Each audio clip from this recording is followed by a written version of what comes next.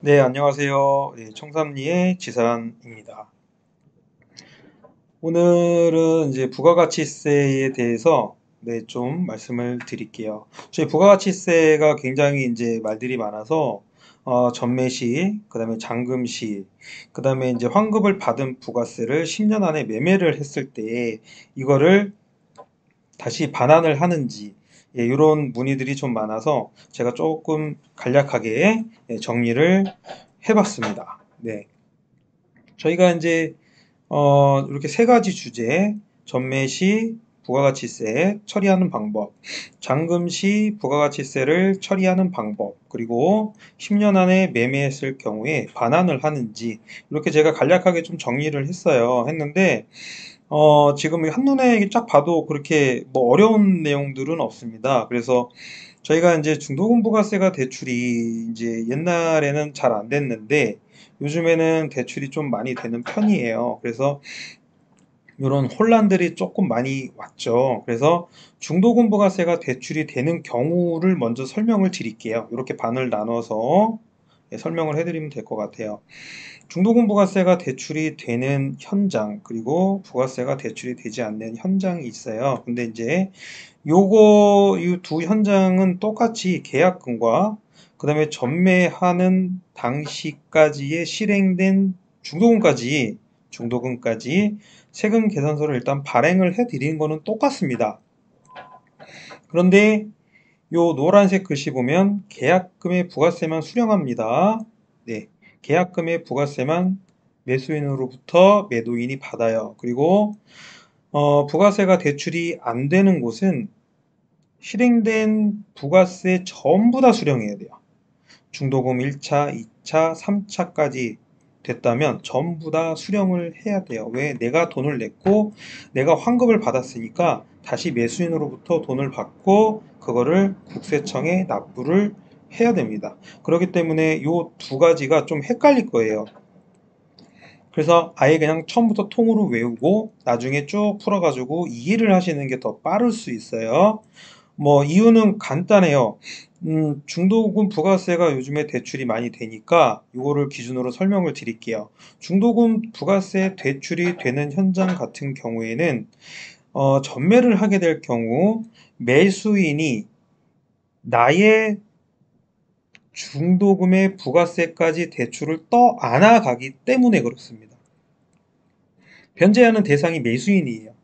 그렇기 때문에 왜? 나는 이미 한번 환급을 받았기 때문에 그 돈까지 받으면 저는 플러스 중도금이 되는 거예요. 그렇기 때문에 요것은 부가세만, 계약금의 부가세만 받는다. 이렇게 개념을 정리를 하시고 요거는 반대니까 반대로 하시면 돼요. 그리고 이제 이렇게 세금 계산서를 발행을 하고 또 이제 부가세를 납부를 하고 또 이제 환급을 받고 뭐 이런 것들은 유튜브에 보면 굉장히 많이 나와 있습니다. 저도 이제 준비를 해야 될 것 같은데 조기환급이라고 하는 제도가 잘 되어 있어요. 조기납부 제도는 없습니다. 조기환급을 받을 수가 있고요. 그 다음에 확정신고 기간에 환급을 받으시면 돼요. 1월하고 보통 7월입니다. 개인은요. 그리고 이제 요즘에 많이 하시는 포괄 양도 양수. 포괄 양도 양수일 경우에는요. 계약금과 중도금에 실행된 부가세, 이런 것들을 협의를 해야 돼요. 협의해가지고 내가 뭐 받지 않겠다, 아니면 뭐 매수인 당신이 가지세요, 뭐 여러 가지 것들이 있습니다. 보통 요즘에는 뭐 매도인이 많이 갖는 형식인데요. 원칙은 세금 계산서를 발행을 해주지 않았기 때문에 현찰로 매수인에게 줘야 됩니다. 네, 뭐 강제 사항은 아닌데 여기 말씀드린 것 같이 협의 사항이에요. 협의. 네, 그렇기 때문에 일단은 현찰을 원래 주는 것이 맞다. 이걸 알고 계셔야 돼요. 그러지 않으면 매도인이 다 갖고 가게 되는 거예요. 왜? 내가 중도금의 부가세까지 떠왔기 때문에 그거를 내가 매수인이 갚아줘야 되기 때문에 그렇습니다. 그렇기 때문에 반드시 이 부분은 협의를 하시되 알고 협의를 해야 돼요. 이 부분 중도금 부가세 대출이 되면서부터 나타나는 발생된 부작용 중에 가장 큰 부작용입니다. 그리고 또 중요한 것은 지금 포괄로 이제 계약을 전매를 하시게 되면 기존 사업자로 계약을 하신 분들은 그분들은 포괄로 하면 안 됩니다. 기존의 사업자까지 같이 넘어가게 되는 그런 의미이기 때문에 그렇습니다. 법인 사업자도 마찬가지고요. 근데 이제 법인은 또 그렇게 하는 분들이 계셔요. 예, 계신데 이제 그분들은 꼭 담당 세무사님하고 협의를 상담을 하고 진행을 하시기 바랍니다. 네, 우리나라는 이제 국가별로 조금 차이가 있는데 우리나라 부가세는 10%입니다. 10%고 건물분만 과세합니다. 예, 토지분은 비과세, 과세하지 아니하고요. 그렇기 때문에 보통 건물이 차지하는 비율이 뭐 70%, 뭐 많게는 옛날에 80%, 예, 지금은 50%짜리, 뭐 40%짜리, 30%짜리도 있어요. 조금 변하는데 그렇게 되면은 결국 부가세는 뭐 7%, 8% 이렇게 되는 거예요. 하지만 우리나라 부가세는 10%다. 예, 이 기준을 알고 계셔야 될 것 같습니다. 그리고 두 번째로 넘어와서 잔금 시 부가가치세를 처리하는 방법은 두 가지가 있습니다. 이것도 마찬가지예요. 중도금, 잔금 부가세가 대출이 되는 곳이 있고 또 안 되는 곳이 있습니다. 대출이 되었다면 말 그대로 잔금만 잘 치르고 여기에 대한 잔금의 부가세만 잘 환급을 받으면 그걸로 끝이에요. 그리고 두 번째, 중도금, 잔금, 부가세 대출이 안 됐다. 이렇게 되면요. 첫 번째, 여기 빨간 거 제일 중요한 거죠. 중도금 부가세를 대출을 해줬기 때문에 그거를 고이 통장을 만들어서 잘 보관을 했다가 그거를 그대로 중도금의 부가세를 상환해야 됩니다. 상환해야 됩니다. 다시 한번 말씀드립니다. 상환해야 됩니다. 그리고 두 번째, 잔금의 부가가치세를 준비를 해야 됩니다. 물론 잔금 부가세는 내가 낸 돈이니까 당연히 환급을 받습니다. 도합 90%를 준비를 해야 되죠. 네, 어떠한 경우에도 90%를 준비해야 됩니다. 왜? 내가 낸 부가세는 10%밖에 없습니다. 어떠한 경우에도 물론 요즘에는 이제 계약 방식이 조금 틀리기 때문에 다르게 나올 수도 있지만 대부분 10%를 납부를 했기 때문에 90%는 준비를 하셔야 됩니다. 네. 그래서 이 잔금에 대한 부가세는 나중에 환급을 받고 조기 환급도 가능하고 확정신고 기간에 환급을 받으셔도 관계없습니다.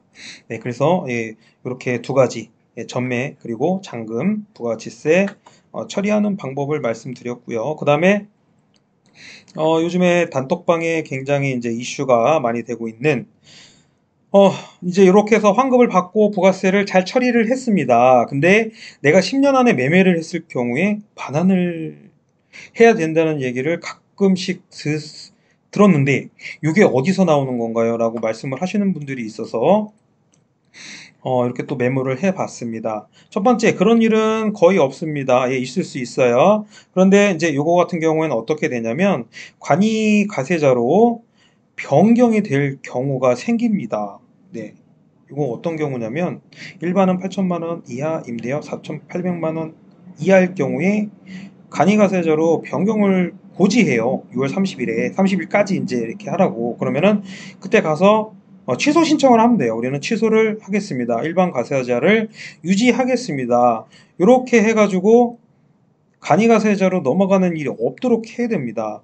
그런데 만약에 변경이 돼서 10년 안에 매매할 경우에는요, 6개월 단위로 안분하여 그 반환을 해야 되는 일이 생길 수도 있습니다. 하지만 여러 가지 방법이 있기 때문에 일반 가세자로 변경이 가능하니 요거는 크게 걱정을 하지 않으셔도 된다라고 말씀을 드리고 싶습니다. 그리고 우리가 보통 폐업을 할 때는 폐업을 먼저 하고 매매를 하는 경우가 없어요. 그렇기 때문에 보통 매매를 한 후에 한 달이나 두 달 있다가 또 그 폐업에 대한 매뉴얼이 있어요. 바로 폐업을 하지 마시고 또 이제 이런 저런 일이 생길 수 있으니까 조금 있다가 폐업을 하시는 게 조금 좋다 이렇게 말씀을 드리고 싶고 그래서 애초에 그러면 나는 이런 간이가세자를 신청하지 않겠다. 돌아가는 걸로 신청을 하지 않겠다. 물론 이제 간이가세자 배제 업종이라고 해가지고 뭐 정보통신업 서비스업 뭐 굉장히 많이 있습니다. 그거는 내가 관이가세자 포기 신청 여부를 그냥 부로 가만히 냅둬도 돌아가지가 않아요. 그런데 요즘에 뭐 많이 하는 여러 가지 업종들이 있죠. 맞는 입주 업종인데 간이가세자를 돌아갈 수 있는 업종들이 있어요. 그런 업종들은 미리 여기다가 간이가세 포기 신고 여부에다가 처음에 이 홈택스 사이트입니다. 홈택스 들어가가지고 처음에 사업자 등록증 일반 과세자 신청하실 때 그때 포기 신고 여부에 열을 체크를 해주시면 간이가세자로 돌아가는 일이 없을 거라고 국세청 126번에 통화를 하고 이렇게 조심스럽게 올려봅니다. 네.